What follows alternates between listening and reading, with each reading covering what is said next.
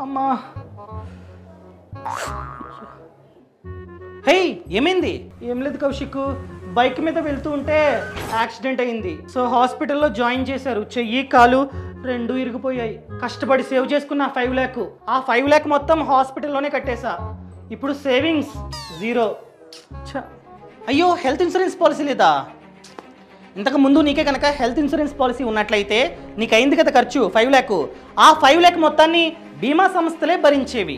చాలా companies basic ప్లాన్తో పాటు యాక్సిడెంట్ కవరేజ్ని కూడా ఆఫర్ చేస్తూ ఉంటాయి. మనమే కనుక పాలసీ తీసుకున్న తర్వాత ఏదైనా కారణం చేత like accident, surgery, operation, BP, sugar, corona ఏదో ఒక కారణం చేత 24 hours కన్నా ఎక్కువసేపు హాస్పిటల్లో అడ్మిట్ అయినట్లయితే హాస్పిటల్లో నీకు ఎంతైతే ఖర్చు అవుతుందో ఆ ఖర్చు మొత్తాన్ని ఈ బీమా సంస్థలే భరిస్తాయి. సో దయచేసి ఇప్పుడే హెల్త్ ఇన్సూరెన్స్ పాలసీని తీసుకోండి.